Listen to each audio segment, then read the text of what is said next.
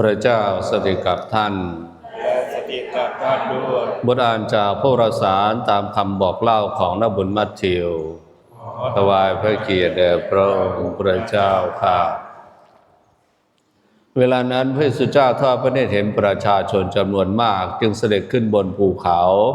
เมื่อประทับแล้วบรรดาศิษย์เข้ามาห้อมล้อมพระองค์ทรงเริ่มตรัสสอนว่า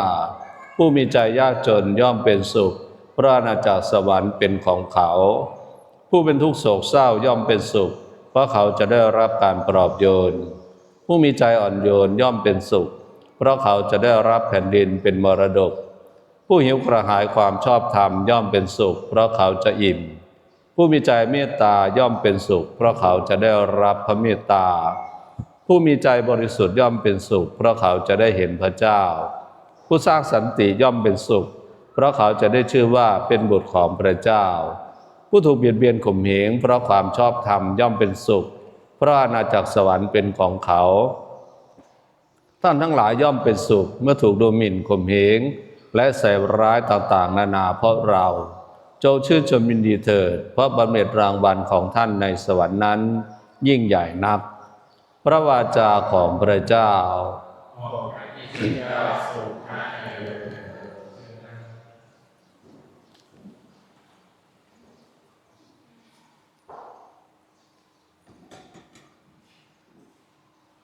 พี่น้อง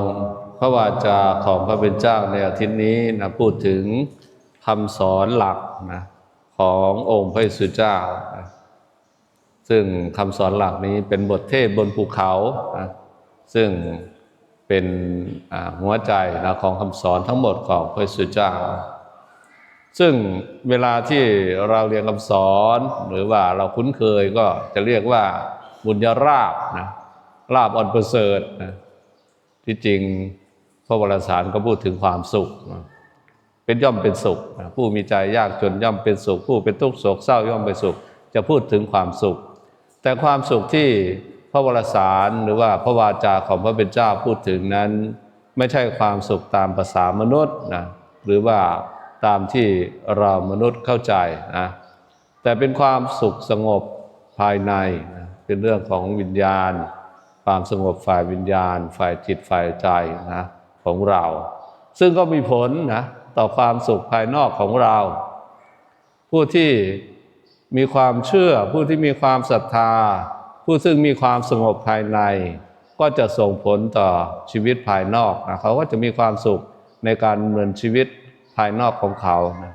แม้เขาจะไม่ร่ำรวยจะไม่มั่งมีจะไม่สุขสบายไปสักทุกอย่างก็มีความสุขนะคือมุเจ้านั่นละนะเวลาที่ย่ามุเจ้าเฮ็ดเวียกเฮ็ดงานนะมีความทุกข์นะแต่เราทำเพื่อลูกของเราทำเพื่อครอบครัวของเราเท่ากับมีความสุขที่จะเฮ็ดนะแม่ว่าสิตากแดดตากหน้าแม่ว่าสิลุกแต่เด็กเอาไฟเน็บหน้าไปกรีดยางแต่เด็กๆพุ่นนะแทนที่สิได้รับได้นอนแต่เราก็มีความสุขนะเพราะว่าเราได้ทำเพื่อครอบครัวของเราได้ทำเพื่อลูกของเราแม่ว่าลูกมันสิแบมือแล้วให้เงินเราต้องเสียสละนะแต่เราก็มีความสุขที่จะให้นะเพราะว่าเรามีความรักนะต่อลูกต่อหลานของเราเพราะฉะนั้นถ้าเราทำด้วยความรักเราทำเพื่อคนที่เรารักแม้จะยากลำบากเราก็มีความสุขนะนั่นเป็นความสุขแท้นะที่พระเจ้าพูดถึงไม่เหมือนกับความสุขของโลกนะที่ให้เราบางทีเราก็คิดว่ามีความสุขนะในมวนนะกินเหล้าเมามวนเต้นแย่ๆอยู่หน้าอาหารหมอลำนะกินเหล้านะย่ามสงกรานต์ย่ามปีใหม่มวนสวงแล้วโอ้ยนับขวดบาทไปนำใส่หนีเขาน้ำลานขาดโอ้เป็นความทุกข์ระบาดมีความทุกข์ต้องหาเงินหาทองมาใส่หนีเขาเริ่มมีความทุกข์แล้วหรือว่าความสุขอย่างอื่นมันก็ผ่านไปนะคือได้กินข้าวอิ่มใส่หยวกหยับกิน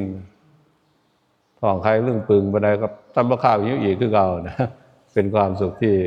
มันจางหายไปได้ง่ายนะแล้วเราก็ต้องหาใหม่หามาเพิ่มอยู่ตลอดนะและความสุขของโลกนี้ บางทีเราหลายคนเราคริสตชนแม้แต่เป็นคริสตชนด้วยก็คิดว่าความสุขจากความร่ำรวยความมั่งมีทำให้เรามีความสุขแต่กูมีเงินกูสิเฮ็ดนั่นเฮ็ดนี่ซื้อนั่นซื้อนี่อยากได้นั่นอยากนี่สิได้หมดนะเรามีความคิดว่าอย่างนั้นหรือว่าถ้าเราสะดวกสบายแล้วเราจะมีความสุขนะเรามีความสะดวกนะสบายเฮาก็จะมีความสุขนะแต่ได้มีเครื่องซักผ้าบ่ได้มานั่งซักผ้าย่างๆๆๆเฮาก็จะมีความสุขสบายนะแต่เฮาบ่ได้คิดถึงเวลาสิหาเงินมาซื้อนะมันลำบากคือกันเด้นะเพราะว่าได้นั่งรถ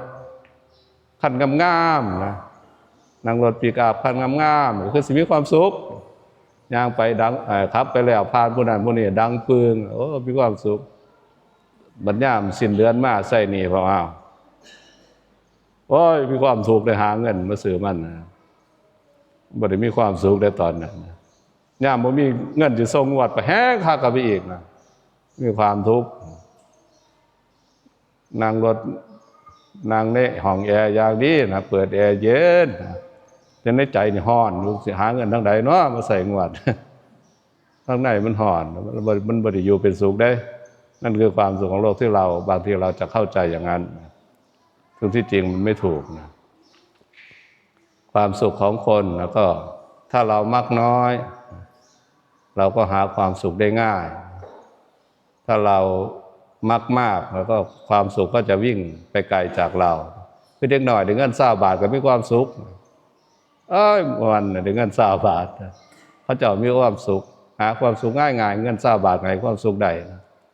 พระเจ้าเงิน100ก็ยังบ่มีความสุขเงิน100ก็ให้ความสุขเราไม่ได้นะผู้ละคนผู้รวยๆอยู่ในสังคมชั้นสูงหน่อยว้ายเงินล้านก็บ่มีความสุขมันต้องพันล้านมันยิ่งห่างไปเรื่อยๆเรามี10เดี๋ยวก็อยากได้100อยากมี100ก็อยากได้1,000อยาก1,000ก็อยากได้หมื่นไปเรื่อยๆบ่ฮู้จักเลยจักแล้วแต่ปัญหามันก็อยู่ที่ว่าสิตายซะก่อนอายุเรามันจะมีข้อจำกัดเราจะไปวิ่งตามความสุขของโลกนี้ตายถิ่มซื่อๆบ่มีเลิกแล้วแต่ความสุขที่พระเจ้าพูดถึงนะในพระวรสารวันนี้คุณพ่ออ่านให้ฟังอีกผู้มีใจยากจนย่อมเป็นสุขมีผู้ใดอยากยากจนแน่อยู่นี่บ่มีนะมาวัดบางคนก็ยังอยากรวยอยู่เด้นะโอ้กอดพระเจ้าขอให้ลูกถึงเลขรางวัลที่1นะอยากรวยนะบ่ได้มาเพื่อสรรเสริญพระเจ้าได้มาขอมาให้มันมานให้พระเจ้าเป็นเครื่องมือให้เจ้าของรวยซื่อๆได้บางคนก็เป็นจังซั่นก็มีนะคันคุณพ่อเว้าบ่อวยพรบ่ให้ร่ำให้รวยบ่เว้าถึงว่าโอ้บ่คักนะพระองค์นี่บ่ได้เรื่องนะบอกให้อยู่ในศีลในพรเขาบ่เป็นเจ้าให้เจ้ามีความสุขบ่เอานะให้ร่ำให้รวยได้มั้ยนะว่าไปก็มีนะเป้าหมายบ่อยู่ที่ร่ำหรือรวยแต่พระเจ้าพูดบอกว่าผู้มีใจยากจนย่อมเป็นสุขเพราะอาณาจักรสวรรค์เป็นของเขาพระเยซูเจ้าบอกว่าบ่อยากจนเป็นสุขเพิ่นว่าผู้มีภัยอยากทุกข์อยากโศกพระเยซูเจ้าบอกว่าผู้เป็นทุกข์โศกเศร้าย่อมเป็นสุขเพิ่นว่าพระเยซูเจ้าสอนอีหยังก็เฮ้อผู้ถูกเบียดเบียนข่มเหงเพราะความชอบธรรมย่อมเป็นสุขเพิ่นว่าถูกเบียดเบียนถูกข่มเหงเป็นสุขได้จังได๋นะเราก็อาจจะสงสัยนะแต่พระเจ้าไม่ได้พูดถึงความสุขของโลกนี้เท่านั้นนะหรือว่าความสุขภายนอกนะแต่พระเจ้าพูดถึงความสุขแท้ความสุขภายในความสุขสงบในจิตใจของเราความสุขที่เกิดจากความรักนะความสุขที่เกิดจากความรักอันนั้นเป็นเรื่องสำคัญนะที่พระเจ้าพระองค์ทรงสอนในคำสอนของพระเจ้าสิ่งที่อยู่เบื้องหลังนะคำสอนบุญญาลาภนะที่พระเจ้าที่เราได้ยินได้ฟังนี้ก็คือความไว้วางใจในพระเป็นเจ้านั่นหมายถึงความเชื่อความศรัทธาในองค์พระผู้เป็นเจ้านั่นเองถ้าหากเรามีความเชื่อความศรัทธาความไว้วางใจในพระเป็นเจ้าเมืองสวรรค์ก็เป็นของเราก็จะพบกับความสุขแท้คนทุกวันนี้ก็ไม่ได้ไว้ใจในพระเป็นเจ้านะ